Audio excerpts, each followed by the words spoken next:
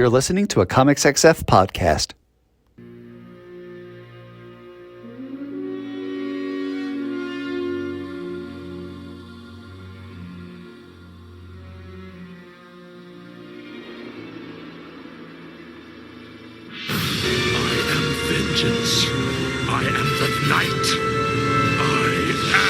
Matt Laswitz, and welcome to this week's episode of BatChat with Matt and Will, a Batman ranking podcast, where each week my co-host Will Nevin and I dig into 3 Batman stories, discuss them, and rank them on the big board, thus creating a giant list of Batman stories from best to worst. Will, what's going on tonight? As we are recording, it is New Year's Eve. In both New Jersey and in Alabama, apparently it's World War fucking 3. Pew, pew, pew, pew, pew, pew, pew. Yeah, and I was just saying it. There's nothing my cats like more than the sound of fireworks. Yeah, cats love fireworks. Almost as much as they love killing birds. First thing, I am worried for some of our colleagues.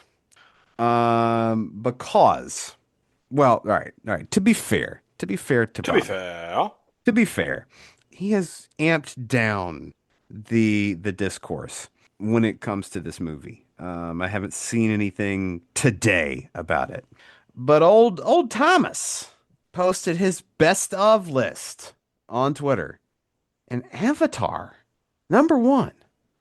And look, I'll be that guy. I'm that guy. Didn't see it. Got no interest in seeing it. I have zero understanding of how that could be your top movie of the year. In a year with Sinners, One Battle After Another, The Mastermind, I've yet to see Sorry Baby, but I've heard it's tremendous.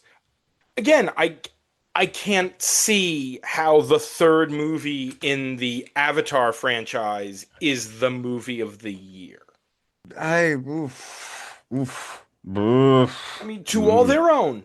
Yes. It's okay to like a movie. It's okay to feel how you feel. And that might be your movie of the year if you're really into that. But I can't see it. Sisu was my movie of the year. Yes, obviously. Mine was Sinners with One Battle After Another nipping right at its heels. Oh, yeah, those were 2 great films. I think Thomas had Begonia as #2, which is an odd choice, but I would respect that. Yeah, I think Begonia probably made my top 10. Yeah. Probably towards the bottom of my top 10, but in my top 10. Blue Moon, I thought was great. I would put that. I will tell you, Marty Supreme was not what the trailers made it look like. How was the spanking scene? I'd forgotten that this was a Safdie movie. Yeah. When you know it's a Safdie movie, it's like, oh yeah, this isn't going to be a sports movie. No, this is not. This is going to be this guy being an absolute shitty person for 2 hours and change. There is next to no one in this movie you feel any sympathy for. Nearly everyone is terrible. Yeah, it's a Safdie movie. It's exactly what you'd expect. Gonna have to redirect the witness. How was the spanking scene? Not what I didn't expect to see Timothée Chalamet bend over a table and getting spanked with a table tennis paddle. Spanking isn't my thing. I mean, it didn't awaken anything in me. The lady doth protest too much. I'm not sure what you were expecting. Oh, I don't know. To that. I don't know. Nothing has really drawn me into the theaters these past couple of weeks, and I've been disappointed. But I think is this thing on? That looks quality. Mm. I think that's coming out next week. I don't remember if there's anything particularly. I think We Bury the Dead comes out this week.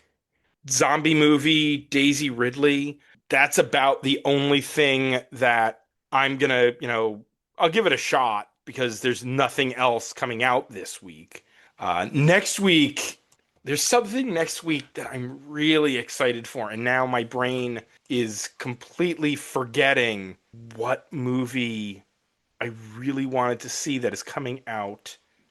I will edit out the time of me sitting here staring into space and trying to remember what movie. And of course, the website is acting up, so It's not Kids Bop Live, the concert movie. no. Okay. All right. It is No Other Choice.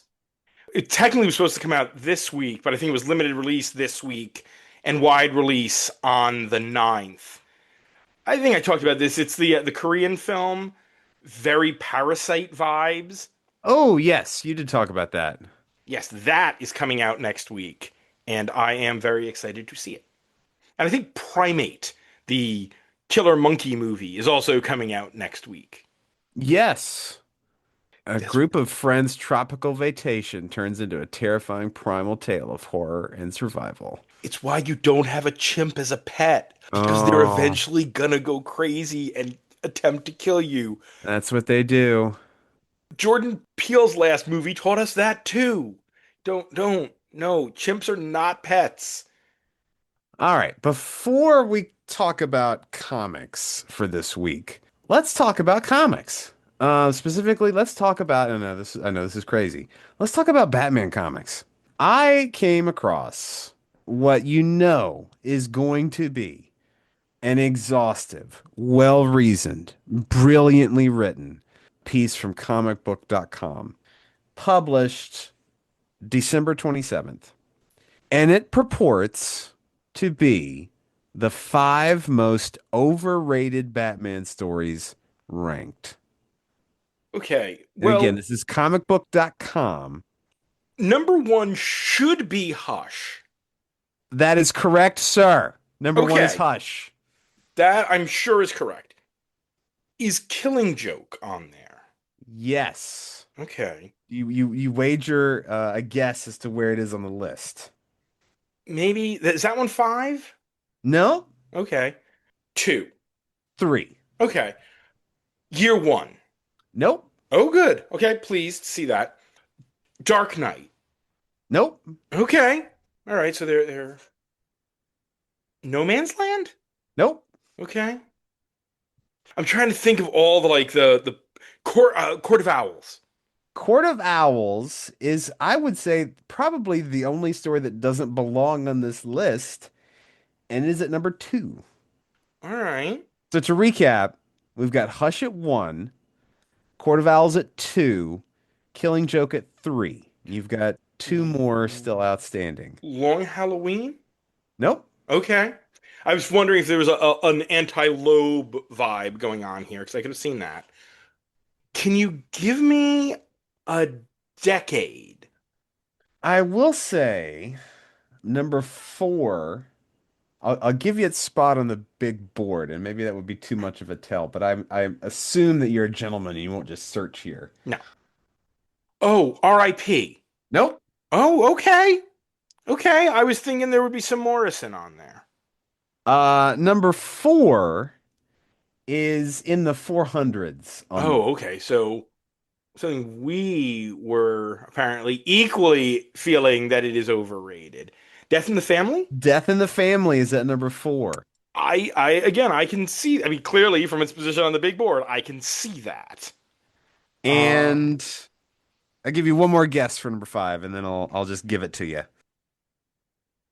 Batman and Son. I'm just thinking Morrison. I feel like a list like that is going to want to include something Morrison to be edgy. It's not Morrison, buddy boy, but Oh, it's a story we're covering tonight. oh, Knightquest, Nightfall. Nightfall. Okay, We'll say broadly Nightfall. all right. The thing is, I don't think Nightfall is overrated because I don't think anybody goes. You know what is? I mean, Nightfall is high on our list because it's fun and it's big and it's super, but it's not in a top five Batman story. I mean, what the two halves of Nightfall? I mean, part one is up pretty high. We have Double Deuce. yeah, yeah, and rightly so. But I think if we're taking both halves, part two is down at 137. So yeah, if you're looking at Nightfall as a whole, it's lower. And I want to talk about, so just coming from this, I need to talk about something too. Oh, what you got? So we've brought this up a few times in the course of the show, but DC has been doing this podcast, the DC High Volume Batman, the adaptations of classic Batman stories. So we are now into the seventh story / arc that they are adapting. Started with Year One, Long Halloween, Dark Victory, Ego, The Gauntlet, Nightwing Year One. So Nightwing Year One is both Dick Grayson becoming Nightwing and the introduction of Jason Todd. If you're thinking tentpole Batman stories, what's next? And here's a hint, we just talked about it on that list. Court of Owls? Oh no. No. Well before that. No. If it's just on that list. Death in the Family? Close, but one before that. Think slightly before Death in the Family in continuity. Number 3, Will. Oh, Killing Joke. There we go. Yep. This was the first half of a 2-part adaptation of Killing Joke this week. That's a lot of things before Killing Joke. Yeah, I mean, they're hitting sort of the... I assume Death in the Family is going to be next. It is an incredibly uncomfortable listening experience. Oh my God, I bet. Because these are fairly slavish adaptations. They've added a little more to this one because so much of it is visual and silent. But the scene of Barbara being shot and the scene of Joker's carnival folk dragging Jim out of the cage and to the Joker, the fact that they're soundscaped is infinitely more uncomfortable than the lukewarm animated adaptation of Killing Joke. I'll read the final line talking about Killing Joke from the comicbook.com article. It's a good comic, but it might be better if it had never happened. What is especially upsetting to me, they recast Joker from who voiced Joker in Long Halloween and Dark Victory. And that was just some voice actor. You know, they have a whole rep of voice actors who've been doing these characters. And it was a very different sounding Joker. He didn't sound like anyone I'd heard before. For Killing Joke, they got Troy Baker. He's an accomplished voice actor, and not a bad voice actor, but he voiced Joker in Arkham Origins, the video game. He's doing a Mark Hamill impression. It's not quite Mark Hamill, but it's clearly attempting to sound like Mark Hamill. And I spent the entire time like, that's not Mark Hamill. You can't get Mark Hamill to do a podcast. And he already did this. He did the animated movie. He's not going to come back. He said he's not going to voice the Joker again because Kevin Conroy isn't going to be there. So who is it? And I figured it was Baker. And they said, it's like, yeah, okay. Now, I've already heard Mark Hamill do this. I don't need someone who's going to be sounding like Mark Hamill. Get somebody with something different. Now, do you place the blame there on the talent or the director? Voice director or whoever does the casting, because you're clearly going for something that you weren't going for with Joker earlier. And it was not a good decision to try to get someone to sound like Hamill. If Mark Hamill hadn't done the animated adaptation, that would be one thing. It still wouldn't have been a good idea, but you wouldn't have had that point of comparison in your head already. Now you already have heard Mark Hamill deliver all of these lines. That was not a good decision. Generally, doing Killing Joke struck me as an odd choice for a project like this. Going from Nightwing Year One to Killing Joke. That's tonal shift. Yeah.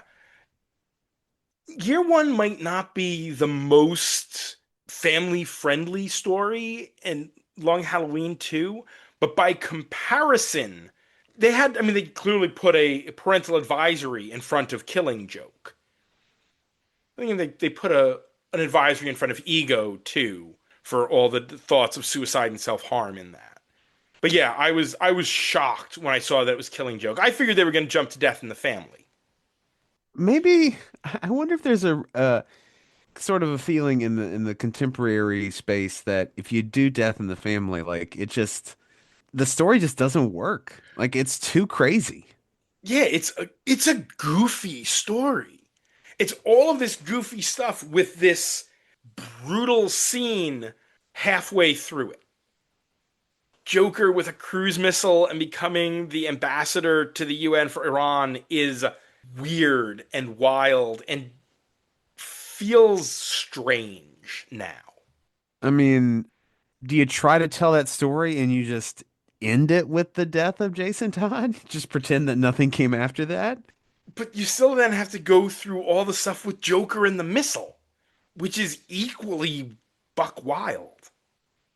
I don't know if comics and superhero comics had to be, grimdark.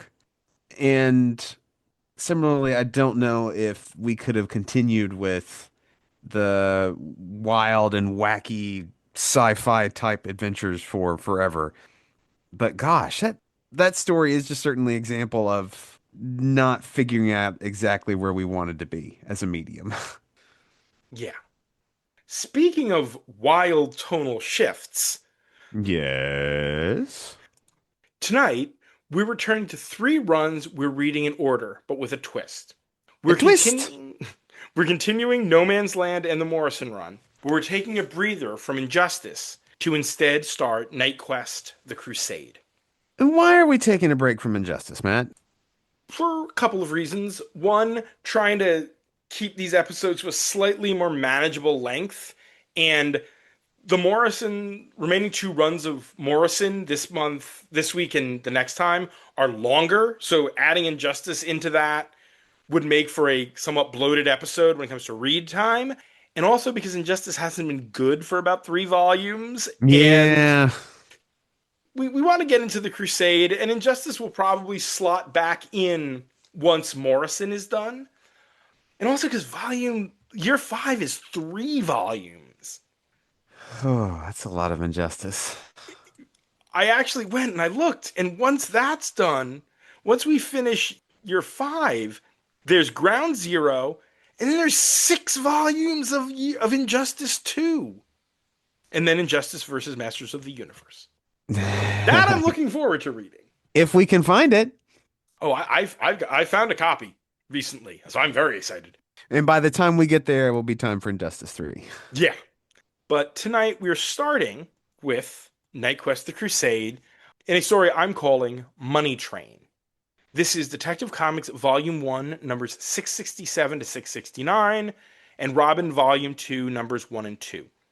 The writer is Chuck Dixon, with pencils by Graham Nolan and Tom Grummett, inks by Scott Hanna, Eduardo Barreto, Tim Harkins, and Ray Kreising, colors by Adrienne Roy, letters by John Costanza, edited by Scott Peterson, Darren Vincenzo, Denny O'Neil, and Jordan B. Corfinkel, with cover dates of October to December of 1993. Jean-Paul Valley, formerly the angelic assassin Azrael, has taken up the mantle of the Bat, and he is making it his own.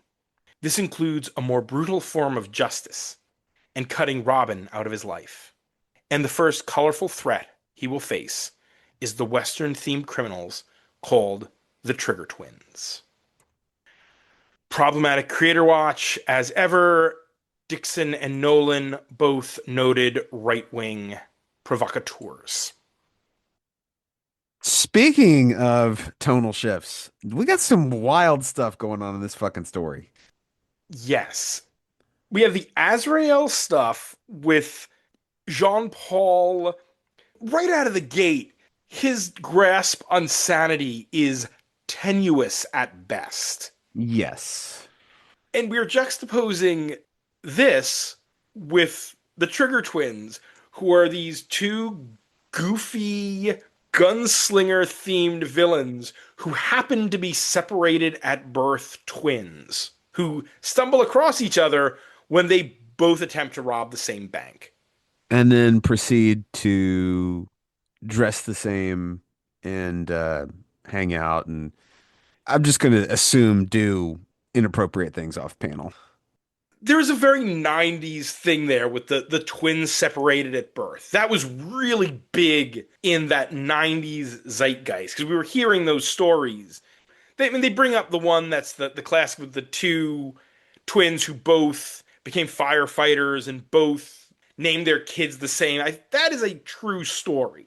So it was one of those things that was there, and Dixon just decided to run with it.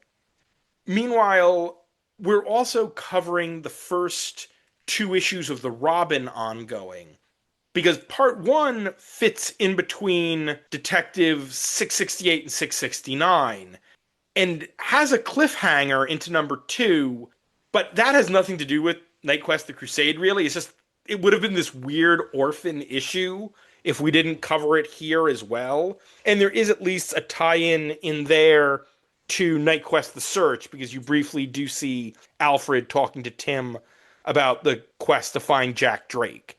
So it is somewhat tied into Knightquest, even if not here. Don't think there's any Bruce in this story. No, just Alfred. But there's plenty of AzBats.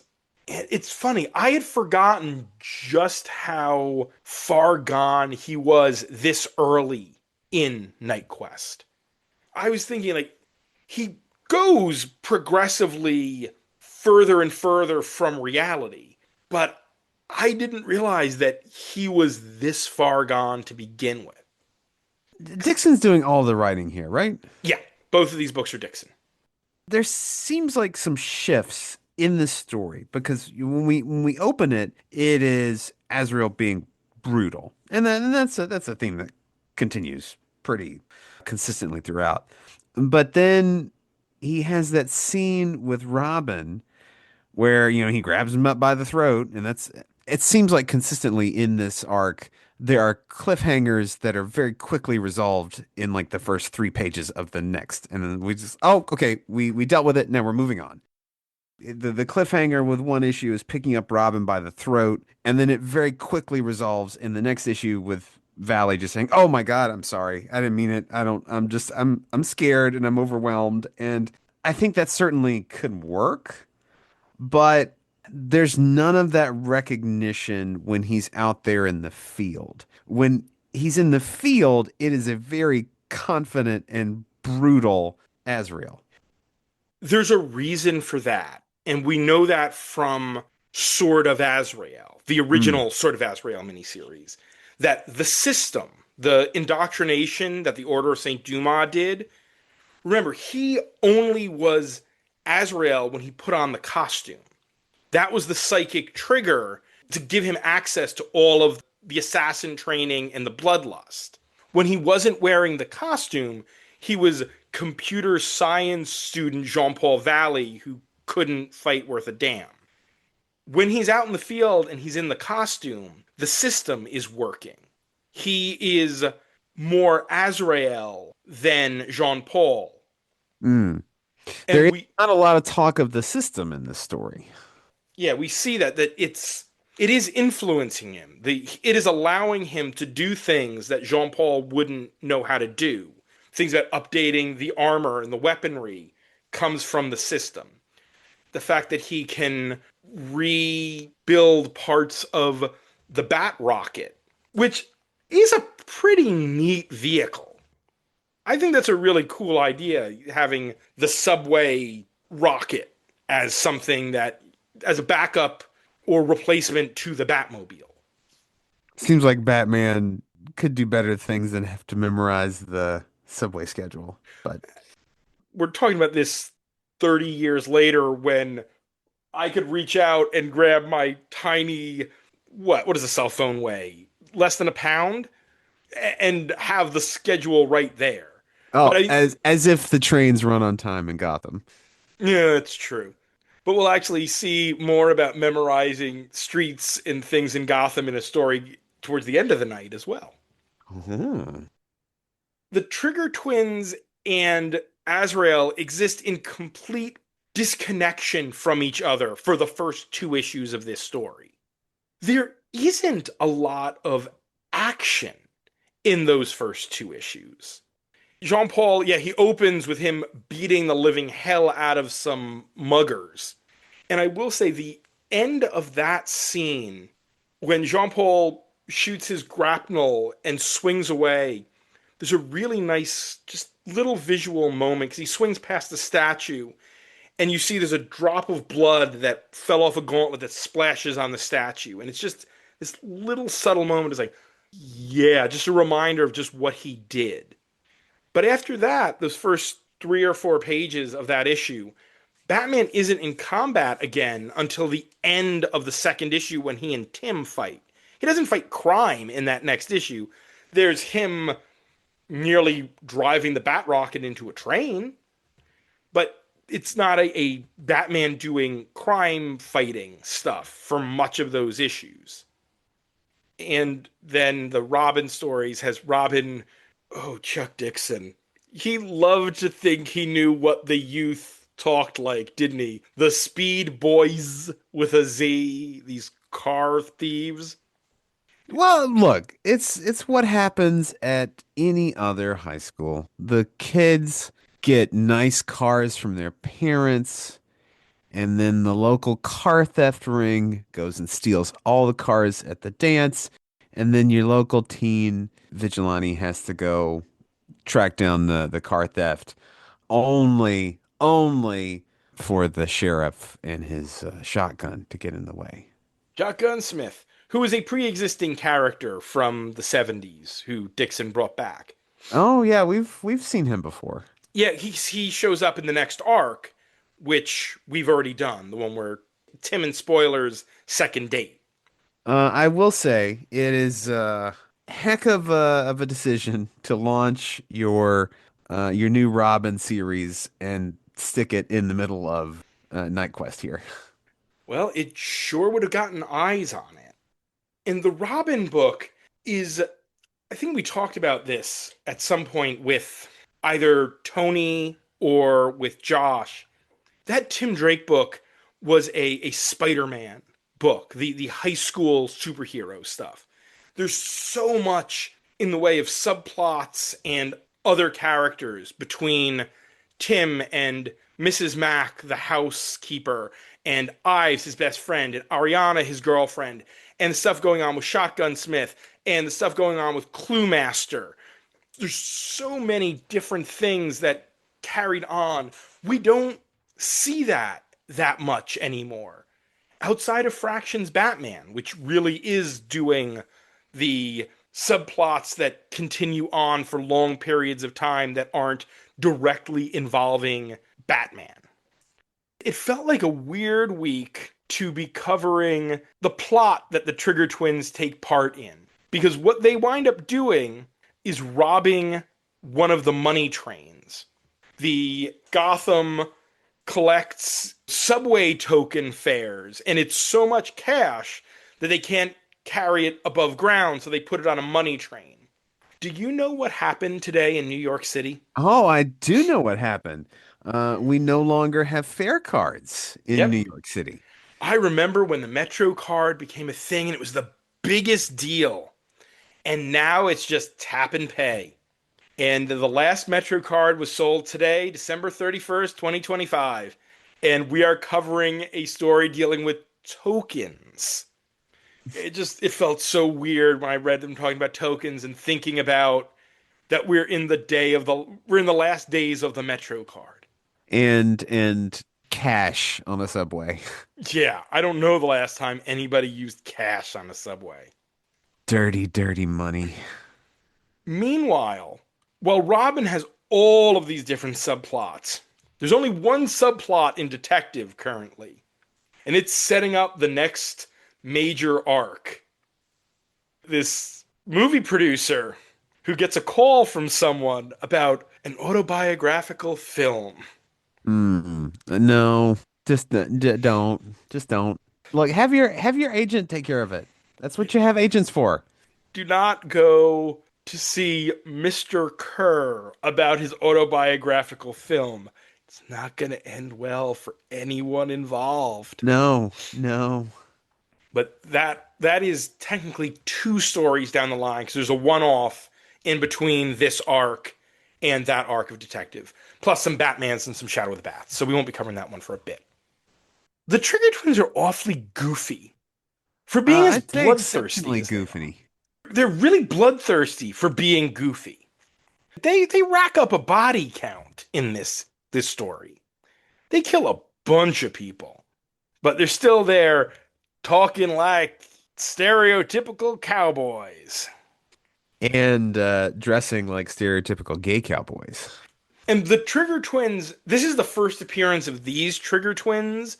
Their boss, Dan Doyle, who people call Doy, which is again, who goes by the nickname Doy?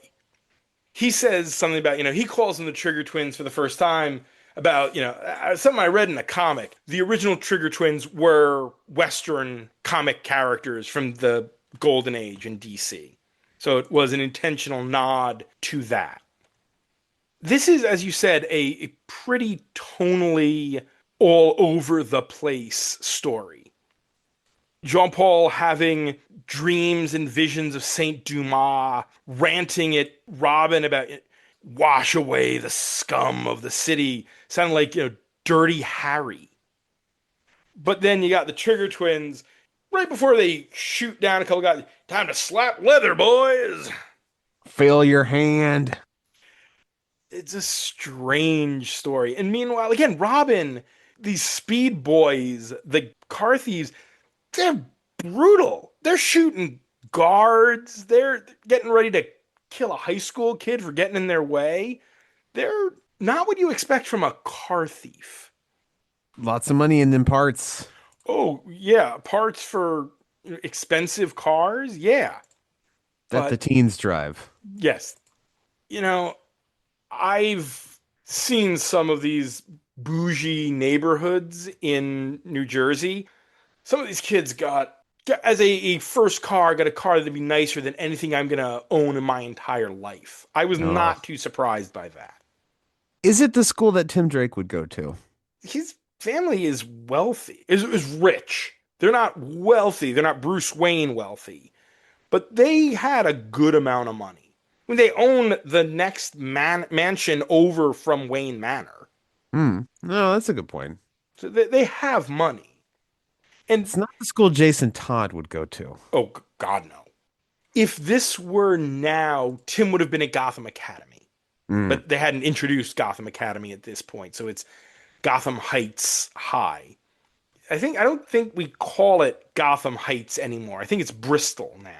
The suburb where Wayne Manor is. Even more pretentious. Oh, yeah.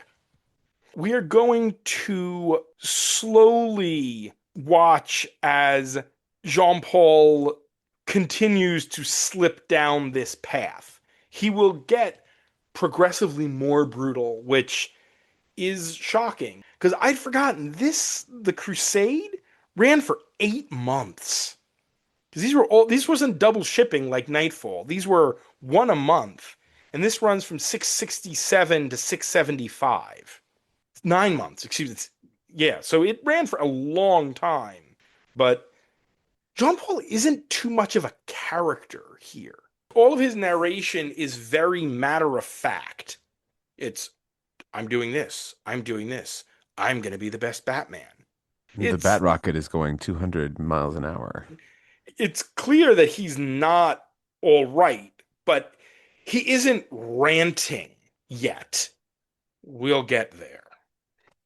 Do you have anything else to add? No. I'm just thinking, like, before this, the only exposure to Nightfall I had was some junior novelization. And, we haven't picked this up in, what would you say, 100 episodes? Give or take? Oh, more than that. I think we did Nightfall Part 2 in episode 50. Oh, jeez. So it's been a while. Shocked is certainly a strong word. But to see so little, and by little I mean nothing, of Bruce in this story, right? That little junior novelization is all about the fall and then rise of Bruce. But I assume that that's coming much later in this saga. We've covered what Bruce was doing during those 9 months. That was Knightquest The Search. That was, a whole 8 issues. Everything else during those 9 months was Jean Paul just doing stuff like this. Then we get to Night's End, where it's okay, Bruce is back in Gotham and has to reclaim the mantle and has to sort of relearn his skills. Hmm. He'll show up in the very last issue of Knightquest, like the Knightquest conclusion, which is in an issue of Robin, where he comes Of course, home. because of yeah. Robin is the right book to end the story in. They were really pushing the new Robin book. Did By you hard on his luck DC writer Chuck Dixon. you read this digitally, right? Yes.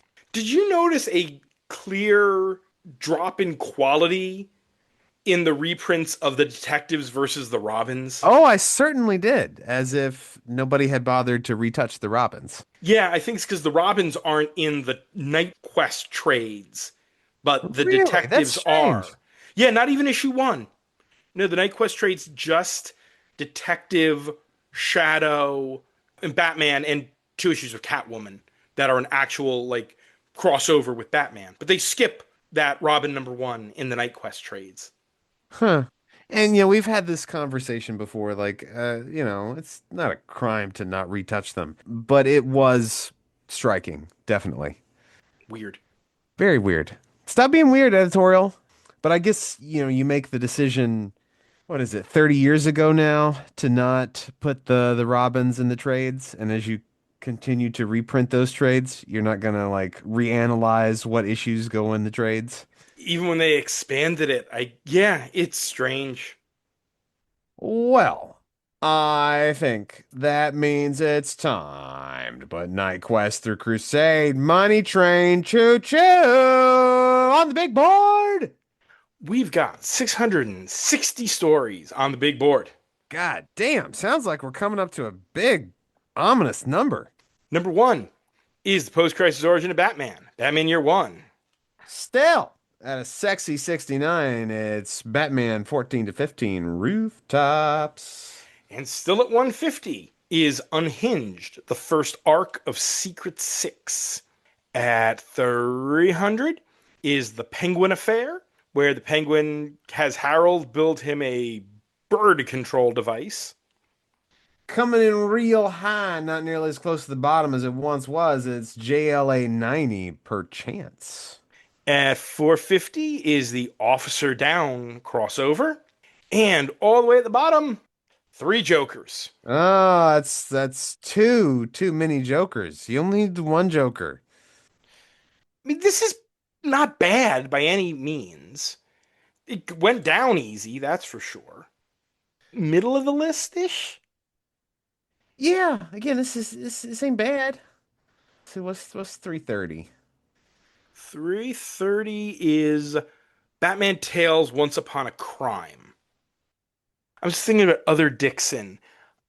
I mean, I think that next arc of Robin with Spoiler and Cluemaster, which is up at 304, that's better. Yeah. Oh, I do like the prison break here with the jugs and the whatnot. What was the guy's name who gets shot on the way Cypher. out? Yeah. Don't try your games, dude. That was his second appearance. Like he appeared in one arc shortly before Nightfall, and then here. Don't try to put the whammy on this guy. He's just gonna kill you. Kill you and take your jugs. And Dixon continuing his war against the psychiatric profession with Dr. Simpson Flanders yet again. Simpson Flanders. Nice. All right.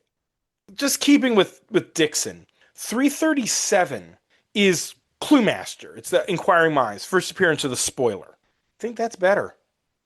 Yeah. Yeah. I'd say that. That's at 337. I can give you a floor. Oh, give me a floor. This is better than 395, Redemption Road, that Cassandra Cain miniseries where she's going to hunt down and kill her dad in Deathstroke. What about War of Jokes and Riddles? Above or below War of Jokes and Riddles? That's at 378. Probably above that. seems to stretch on, and that framing device is dumb. So yeah, I'd say above. Above or below, We Are Robin at 373. We Are Robin is certainly trying to do more than this. This isn't trying to do much. And it doesn't do a lot to forward this arc, the Nightfall arc. Granted, it is the first thing out of Nightfall. So it is there to just sort of give us a baseline of where Jean Paul's mind is. This is also just as a little context. This is weird in that you've got Nightfall ran, Batman Detective, Batman Detective. It was one continuous arc. At this point, Batman, Detective, and Shadow are each their own books again. So you're getting this over 3 months while there's different things going on in Batman and in Shadow. So this is more of a branding than a crossover. Branding, you say? Yeah, because it's not like No Man's Land where it's one continuous. You're reading the book and it's traveling through each book. It's individual stories like a normal period of time in the Batman family. Only here it's Jean Paul and it's got Knightquest the Crusade over it. New 375? So that would put it below Leatherwing from a couple weeks back, above Draining. Yeah, I don't know if this would have been better off without including that second issue of Robin, but it didn't hurt it that much. It did feel, because obviously it's tied into the first issue, and the first issue has a pretty good connection with the story. Like, you'd at least want more of Drake just kind of monologuing, dialoguing internally about the situation, about his problems, aside from, just dealing with the car thieves. And regularly thinking, boy, I hope my dad's okay. You wanted to get more interior life there, and Dixon will get much better with that as the series progresses. But this also felt like we're in the middle of this event. We have to deal with that over in the Bat book, and we're also trying to launch this title. So we've got to do what we got to do here. Got to make that sausage. Our second story of the night is Fruit of the Earth. This is Batman Shadow of the Bat number 88, Batman Volume 1 number 568, and Detective Comics Volume 1 number 735. The writer is Greg Rucka, with pencils by Dan Jurgens, inks by Bill Sienkiewicz, colors by Nicole Giddings and Wildstorm Effects, letters by John Costanza, and edited by Denny O'Neil, Darren Vincenzo, and Joseph P. Illage. The cover date is August of 1999. Batman and Robin head into Robinson Park to retrieve something that Batman says is key to saving Gotham. But the park is not without its dangers. Clayface has taken Poison Ivy captive, and to get what they need, Batman must save her. And in Blue Boy's territory, things are looking darker and darker for Jim Gordon. We're back in No Man's Land, and we're really at the halfway point. It's the first day of summer by the end of this arc. And while the days are getting warmer, things aren't looking too great for any of the good guys. No, cops are fighting with each other. The cops split. Jim's little deal with Dent has now gone completely off the rails. And Batman now has the family in the city, but he's still being kind of a jerk. And his plan in this storyline does not work. So, couple of important little continuity bits here. Okay. Little This continuity bits are important. this is the first appearance of Greenskin Poison Ivy. Really? Yeah, in the comics anyway. She had the green skin in New Batman Adventures, but this is the first appearance of Ivy with green skin in the comics. Huh. And the one No Man's Land story that we have covered out of order takes place right after this, the Harley Quinn one shot. Ah, So we okay. are right before Harley enters the DC universe.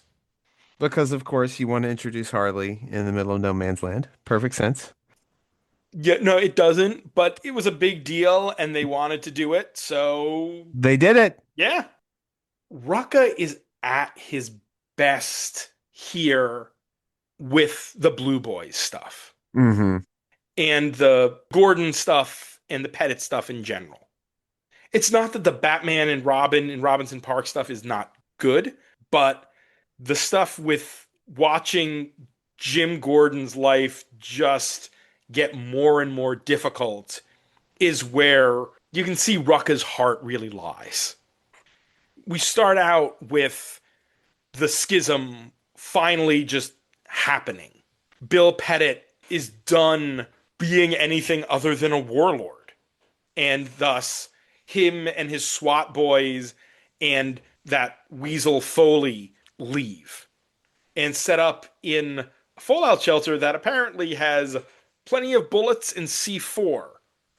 That's exactly what you want in the hands of someone who, speaking of tenuous grasps on sanity, Bill Pettit is starting to slip a little. And of course, being the asshole I am, this the Robinson Park stuff and the Poison Ivy stuff, it is based on the idea of the survivors here in no man's land are going to start to have serious health problems because they don't have fresh food. And Clayface specifically mentions rickets and scurvy. And I was like, man, scurvy takes longer to develop than that. I look it up. No, it's about a month. A month without vitamin C and fresh food, and you start to get problems. But what Google AI, because that's all we have on the internet now. 1 to 3 months, while more severe symptoms such as bleeding gums, poor wound healing typically manifest after 2 to 3 months. Early in the No Man's Land, he came into Robinson Park where Ivy had set up shop with a bunch of orphans that she had taken in, which I kind of like. I like a somewhat more human Ivy here because it's not outside the character. That these are kids that she can teach to respect the green. And they're all orphans of no man's land. They're kids whose parents died in the quake and who've been living on the streets and were stuck when the bridges were closed. But now Clayface came in, and this is the Basil Carlo Clayface. They do specifically say, "Oh, it's the actor one." The one who at this point has the powers of all the Clayfaces. So the burning touch of Clayface 3 and the shape shifting of Clayface 2, on top of him being an actor. That's all he had. He comes in, he imprisons Ivy in one of the satellite bat caves that Bruce had built all over the city during Prodigal, which is the first time they explain what Bruce was doing during that period of time when briefly Dick was Batman after Nightfall or Night's End. Imprisons her there and has her kids basically being slave labor, harvesting the fruit he's having Ivy grow, and he's barely giving her water and he's feeding her salt. Do you know what salt does to a plant? Yes. That's pretty fucked up. Yep. And Ivy still isn't 100% out of old school Poison Ivy because she's still calling Batman lover and things like that. Like there's still a little bit of the seductress Ivy, and she's not completely the eco-terrorist yet, but we're much, much closer to pure eco-terrorist Ivy that we know now. You mean eco champion for justice, Matt? Eco champion for justice. And it ends poorly for Basil here. Yeah. So this is related to a thought I had today. So I was rethinking because I saw on the Twitter that he had to have been on Comics XF, Alex Packendale, right? Oh yeah. Yeah. So he's friend to the Comics XF universe. He is putting together some type of project, journal, anthology, something commemorating the 40th anniversary of The Fly. And so I was thinking today on my way to breakfast, because that's where I do all my serious thinking on the way to breakfast. At the end of the film, we have Brundlepod. And, Brundlepod grabs the shotgun and puts it on, his face. Put me out of my misery, in essence. But we have somehow this creature has been spliced with presumably the plastics of the pod machine, correct?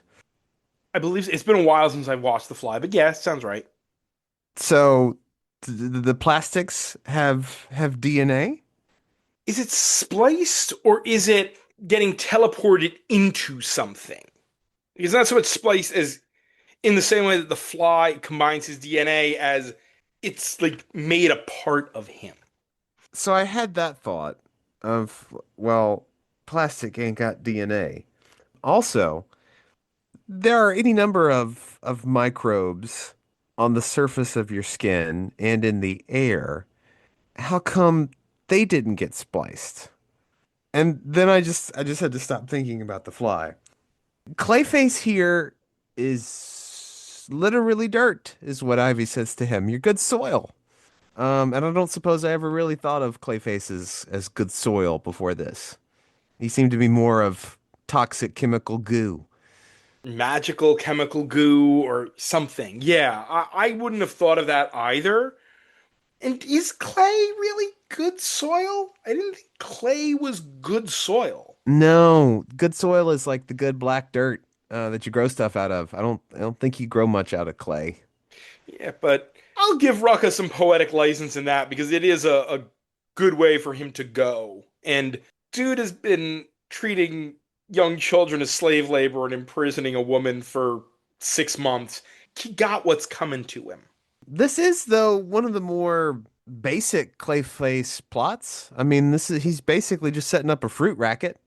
In No Man's Land, you do what you gotta do. You do. Not a lot of theater to be done in No Man's Land. Theater.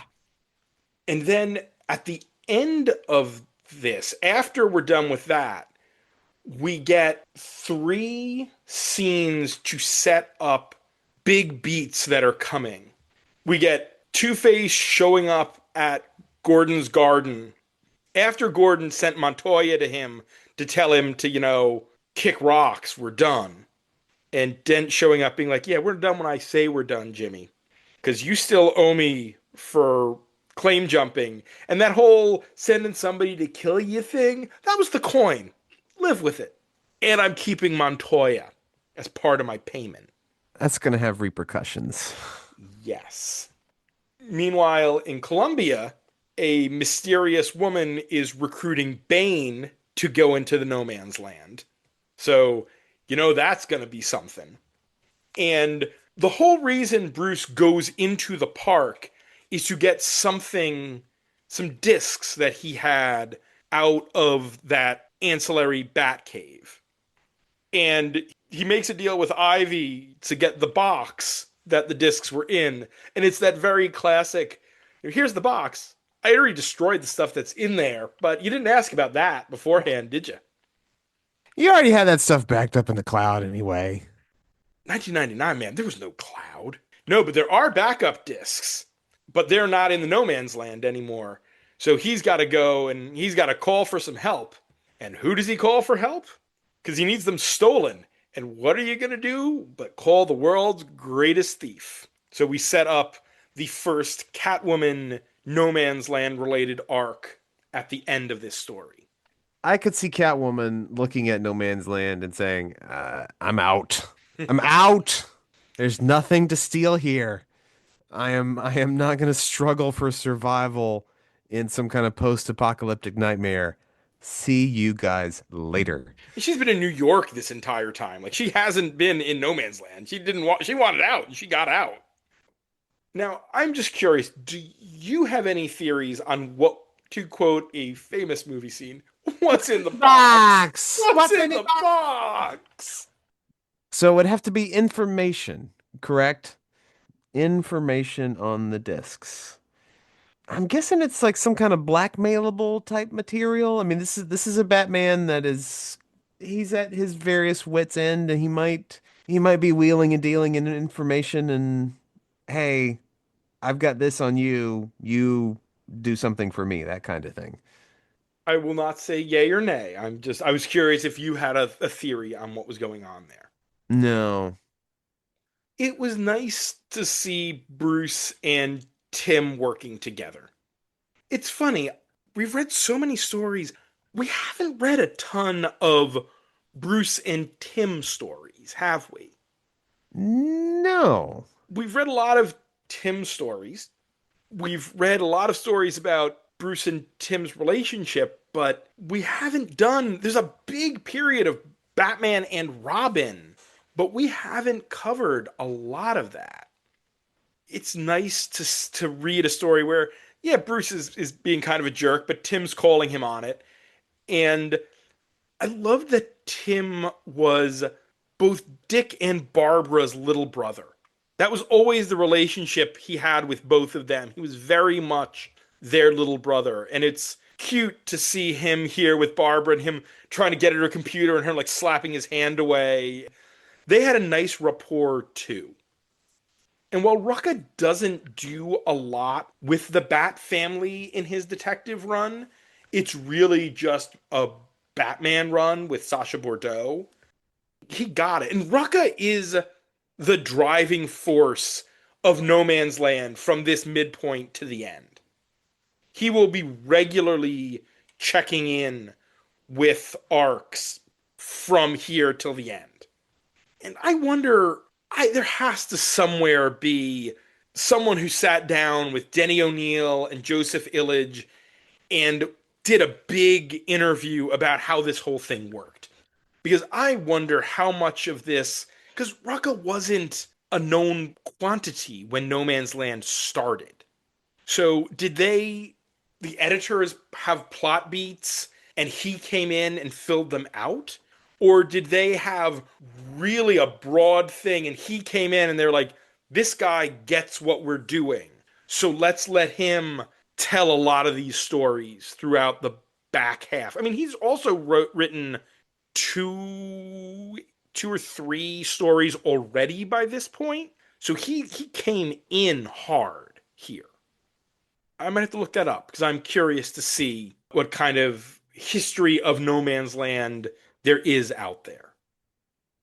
It would be nice to read like the oral history of DC editorial, Yeah. especially as various corporate dictates come in. Like, hey, this Harley Quinn she seems pretty popular. Let's get her in one of the books. In the middle of No Man's Land. Turns out there was this plucky young doctor at Arkham Asylum, and she just pops up. Okay, I do believe it's time. But Batman, Shadow of the Batman, Detective, Fruit of the Earth, No Man's Land on the big board. I thought this was one of the better No Man's Land stories we've gotten so far. Yeah, I mean, a tight story that makes sense in the world that No Man's Land has created. You said the police stuff spoke more to you. I think I was more focused on the Clayface Poison Ivy stuff because that was just interesting to me. A city starving, an oasis that Clayface has come in and manipulated and dominated. And of course, Ivy was going to get hers at the very first opportunity. So I mean, this is not up at 45, which is where the first arc is. But our next No Man's Land arc is at 204. I think this is in between those two. Because that's that series of one-offs. Yeah. And really, top 200 is solid. Oh yeah. I mean, Holy Terror is a book that we love, and that's at 195. Player on Thinking the other side is 175. I think we're below player on the other side.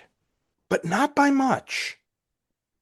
What do you think about this in comparison to Dark Planet 178, the Batman 1 million arc where Bruce is trapped on Pluto and fighting his way through the prison planet? I'd probably say higher. Then I think it's right above that. Because All right right, new below 178. Fear for Sale. Yeah, new 178. All right.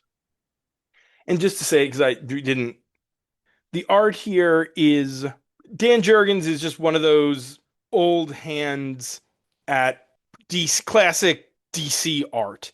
The Sienkiewicz inks were a bit heavy, but that's, what you get from Bill Sienkiewicz inks. It's what he does. And our final story of the night is Demon Star. This is Batman Incorporated, Volume 2, numbers 0 to 6. The writer is Grant Morrison, with Chris Burnham co-writing issue 0.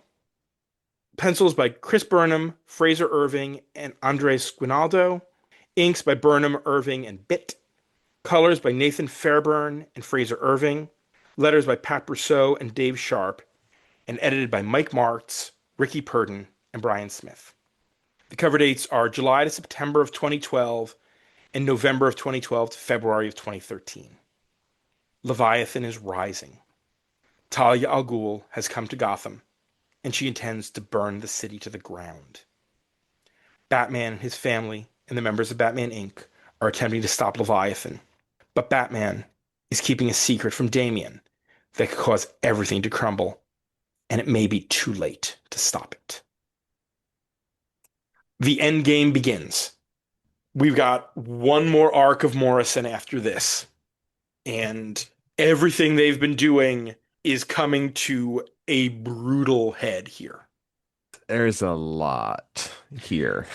And this is very different from the first volume of Ink, which was that swashbuckling, globe-trotting spy adventure. This story's a siege. I think we've said it before, but as sick as I've gotten of Gotham in Peril stories, Morrison knows how to do them right. And to do them weird. Yeah. This is a Morrison story, so to begin with, there's a whole lot to talk about here. Before we get into anything about the story, Matt's context corner on this one. Oh, yes. So, issue 1 of this story comes out in a book that is cover dated, as I said, July of 2012. So we're talking 2 months before that. We're talking May 2012. And that's issue 1, not issue 0. Because DC, remember, did a 0 month at a certain point in the first year of the New 52. Issue 13 of the books that started, you got 1 to 12, then you had 0, and then you had 13. This one didn't launch immediately. So issue 1 comes out. Issue 2 comes out. May, June. Issue 3 is supposed to drop, and then The Dark Knight Rises comes out the week before it's supposed to drop. And Aurora, Colorado happens. Yikes. And so stores received their copies of issue 3 that on page 1 has a teacher walk into her classroom and pull a gun on her students. And DC says, yeah, no, hold that. So those of us who had stores had to sit on those copies for a month, which is why there's a gap in those ship months. Then issue 3 is released in August. And then in September, we have 0 issues. So then the 0 issue happens. And only then does the story pick up the month after that. So this thing was damned by bad circumstances and weird shipping right at the outset. And that's after a number of months in between Leviathan Strikes and issue 1. So the New 52 murdered the momentum that Morrison had been building for 6 years. Yikes. Truly a crime. But aside from all of that, here we go with Talia moving Leviathan into Gotham and working the tentacles of Leviathan into every aspect of Gotham life. She replaces just enough people, a principal here, a judge there, a civil servant here, a cop here, not to Invasion of the Body Snatchers. Everyone is an agent of Leviathan, but just enough of them that when she presses the button, so to speak, everything would fall into place. And it is surprisingly not that difficult to corrupt an institution or a series of institutions. We haven't had any experience with that in the past 11 months. No. No, no, not at all. But as an actual thing I read about today at the Trump Kennedy Center, they have changed the rules in that only the presidential appointees get a vote. And if the president appoints all of the presidential appointees, which he has at this point because he has fired all of the previous appointees, you have people who are appointed by the president who will do exactly as the president says, like put his name on the thing. But yeah, you certainly couldn't take over a city by just placing a few people in positions of power and expecting them to do your cruel bidding. That would never work. Never. I already commented on how the New 52 screwed this run over when it comes to momentum. But I have so many questions about what might have been without the New 52. Characters disappear. Kate Kane was a big part of Volume 1. Cassandra and Stephanie were big parts of Volume 1. They're not in continuity anymore. They're gone and they don't appear. Kate is off working for the DEO, so she doesn't appear here at all. And as much as this title is called Batman Incorporated, we don't spend as much time with the Batman Inc people. No. This is really a Batman and Damian book. Yeah, there's a lot of that in the Zero issue. And the order in which that all was published makes a lot more sense now. Because in the trade, I was like, oh, okay, this is gonna be a lot of, the previous arc, more international shenanigans. And it opens with the Zero and then proceeds quite quickly, 1 through 6, and it's like, oh, this is more similar vibes to Batman and Son with just Squire and El Gaucho popping in from time to time. And it's also a hugely a Talia story. Issue 2 is a Talia issue. And listen, I completely understand the people who are fans of the character of Talia al Ghul having some issues with her characterization here. Her going from a somewhat sympathetic femme fatale who has just tried her best to balance loyalty between Bruce and Ra's into a supervillain who is attempting to bring about the destruction of Gotham for reasons that are somewhat petty. I mean, maybe not. I don't know at times how to read her motivation here. Is it that she's simply tired of being manipulated, and so let me show you how I'm not going to be manipulated anymore by taking over your organization, Father, and destroying the thing you love, beloved? But also, the cruelty to Damian is brutal. She manipulates him, and then when he does pretty much what she played him to do, she gets real angry about it and wants him dead. Yeah. Her motivations are strange. And I understand why there are people who love the character of Talia who have real problems with how Morrison presents her here. I am probably struck most by the flash forward because that was wild. Yeah. That was a good time. That was probably as close to Crossed outside of deceased that a Batman book is ever going to get.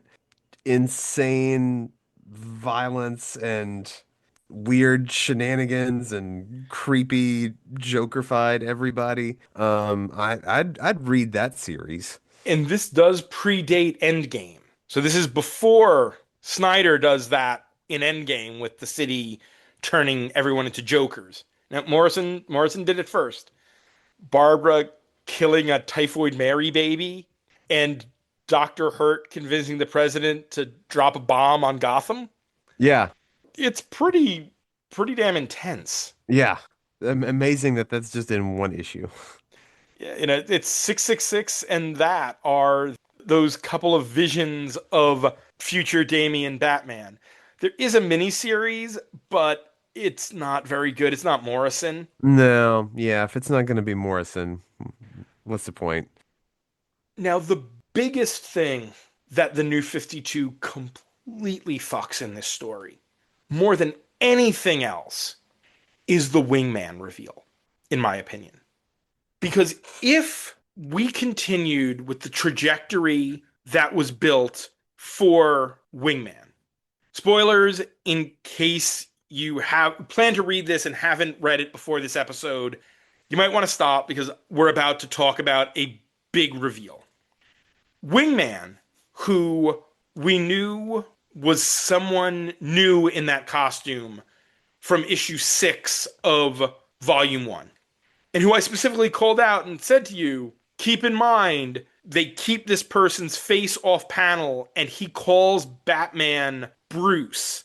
And we know that most of the members of Inc. don't know Batman's dual identity. That's important. Wingman is I'm kind of in a haze right now. Jason Todd. Oh, yes. God, of course, yes. That was weird for everybody. If we were in pre-New 52 continuity, Jason was a flat-out villain the last times we saw him. In Batman and Robin, Not Must Die. In Red Hood, Revenge of the Red Hood. And then in a couple of stories after that. I think Tomasi or Winnick do a fill-in arc. I think it's Winnick does a fill-in arc on Batman and Robin with Red Hood and Scarlet. But this was Jason's redemption.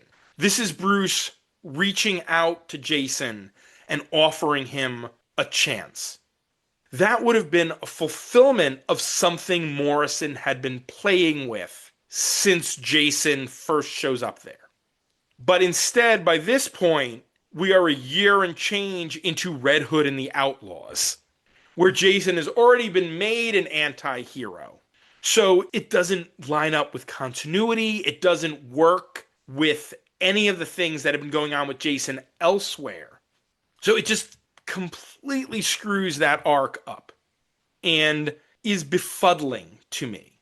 It doesn't feel like a momentous shift for a Jason who had already been working with Arsenal and Starfire for over a year doing hero shit. It's weird that Bruce is suddenly accepting him. But it's like, oh, well, he's already been a good guy, so sure, why not?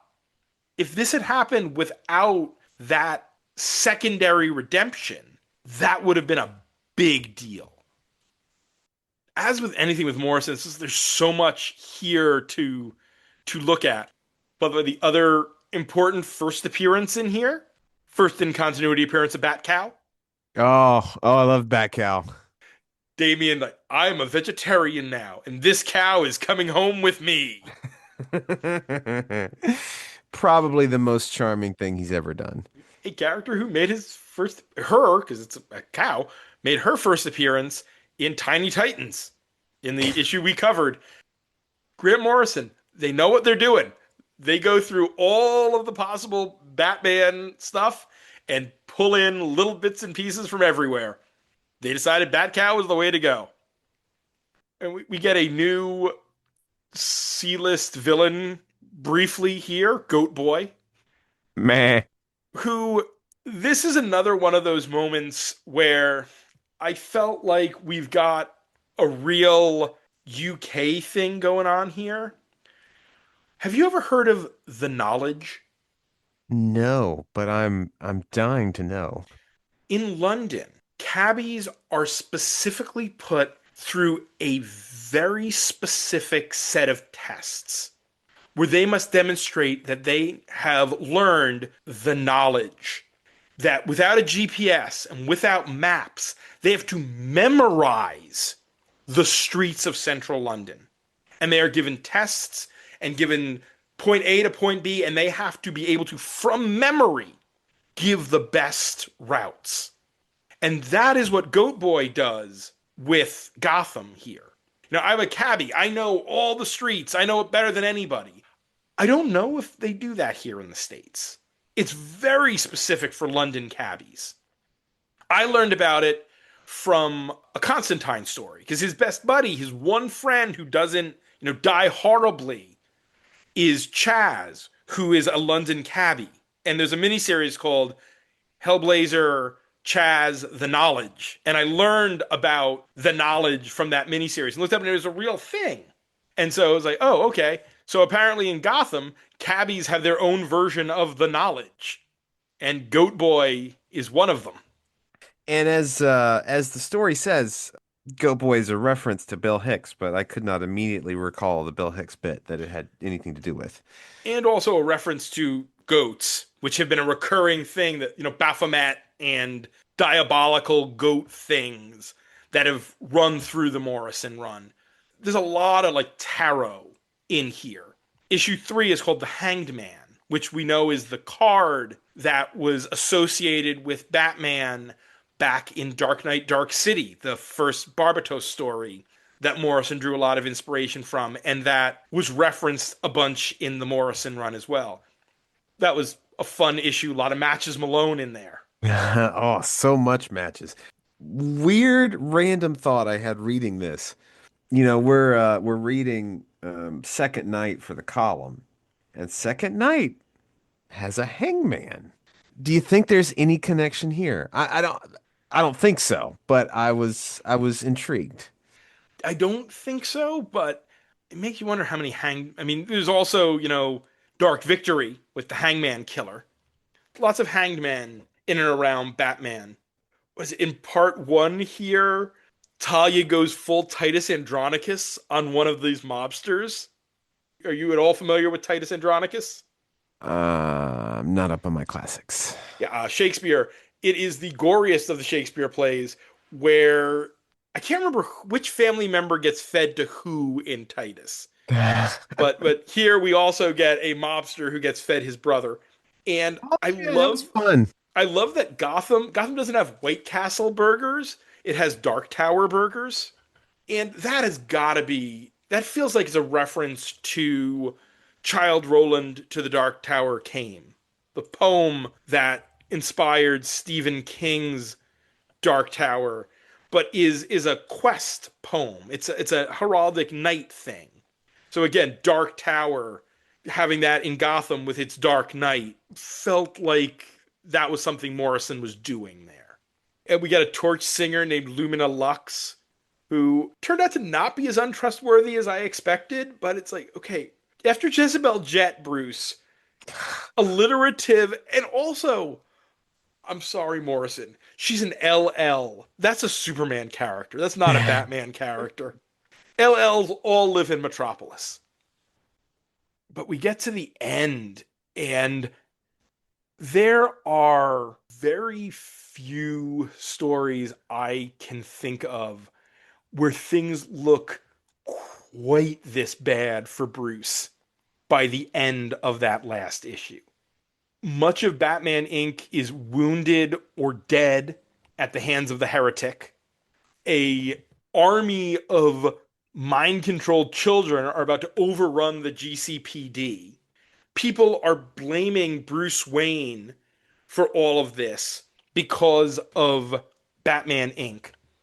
And Talia is about to metaphorically press a button and take over all of Gotham and then bring it down. Oh, and he's just been thrown out a window and is plummeting to his death. Yeah, that seems bad. It's a hell of a cliffhanger. Throughout this whole thing, he keeps trying to talk to Talia. And it reprints issue 2, which is this flashback giving you Talia's whole life while she goes in and takes over the League of Assassins from Raish. But it reprints that panel from the last part of Batman and Son, where Talia offers him, choose between your father and me, and him says, can't we all just be together? Oh, I forget sometimes that Damian is still a child. I do like the 4 Robins in the Batcave bickering. First time I think we get all 4 of them in one place. No, maybe not. I say that out loud and I'm realizing, wait, no. At the first place that might have been is actually during Death of the Family. Man, Morrison just knows how to tell a story and knows how to ratchet up the tension and knows how to just build this whole thing out into what feels like a culmination of everything that they've been doing. And it, aside from the disquieting nature of Talia's takeover of Gotham, her narration or her talking to Bruce as he makes his way through the kill box that she turned that Wayne shelter into, her, saying to Batman that, this is another one of your ways to control the poor, and him asking her, what has she ever done for the poor? I gave them guns and slogans. I gave them a purpose, an enemy to fight. Oh, boy. That, again, does not at all sound like something a dictator would say. No, of course not. It's creepy stuff. One more arc to go. Oh. You ready, buddy? Yeah. Oh, that means it's time to put Demon Star Batman Incorporated Volume 2, that tortured print history, on the big board. One last thing. Chris Burnham draws the hell out of this arc. Oh, he does some great viscera. Loves some goop. And Fraser Irving on the 0 issue. Also great. This is a beautiful, beautiful book. I mean, this is not up, where we put Volume 1. I mean, Volume 1 is at 25. This isn't up quite that high. Top 150? Yeah. Batman and Robin 1 to 3 is at 125. More compact. Obviously, there's only 3 issues. This is another one of these, I gotta credit it for the ambition. It's gotta go above Hush at 121. Birth of the Demon. It's at 100 now. You know what? How about we make this the new 100? Okay. I like that. And that does it for tonight.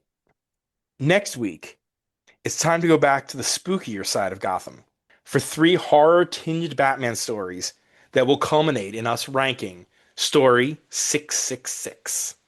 Oh, Matt, that means when we're done with the next episode, 3 Jokers is going to be 666. Appropriate. That feels very cursed, Matt. Remember, you can support the podcast on Patreon at patreon.com/batchat with Matt and Will, where you can get shout-outs, bonus content, pick a story, and even come on the show. We'd like to thank those Patreon backers: Dan Grote, Josh Wheel, Mrs. Abigail Hartbaum, Asma Fangirl, Tony Thornley, Go Aggies. Sam Hopper, Go to bed, Sam. It is late. John Wickham, John, you beautiful boy. I love you, John. You're so beautiful. Robert Secundus, Bobby, you're doing better, but we could still have less discourse. Tim Rooney, Georgios Rigioli, David Wheel, World's greatest gray belt, Alexander Wheel, Matt McThorne, McThorny, Dan Offer, barely knew her, Nate Randell, Daniel Mosley, Ross Holmes, Mr. Random Ace, Will Crisp, mi compadre, Carlos Cordova, Jordan Jennings, Charlie Etheridge Nunn, and Sean Shambly for their support.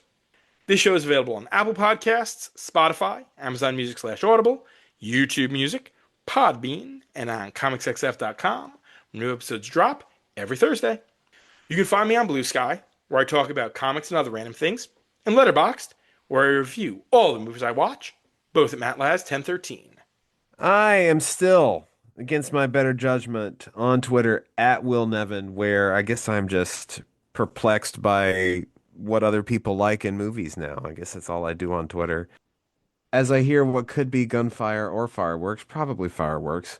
I'm gonna struggle to stay up the next 2 hours. Matt, you've got an hour start. I hope 2026 is full of light and life, and at least for next week, I hope we're both feeling better because this fucking crud is I'm tired of it, and I'm gonna go to bed. Good night, Huntsville. Oh my God, I'm so sickly. I can't even remember my own goddamn sign off. Well, in 2 hours, as I promised. Good night, Huntsville. And be sure to visit ComicsXF at comicsxf.com or ComicsXF on Blue Sky for our weekly Friday BatChat roundup of new Bat books. For my other show, the ComicsXF Interview Podcast, where my longtime best friend Dan Grote and I interview comics creators, retailers, publishers, journalists, and other related tradespeople, as well as all the other stuff Will and I are writing. Stay safe out there, folks. Gotham is not a place to be after dark.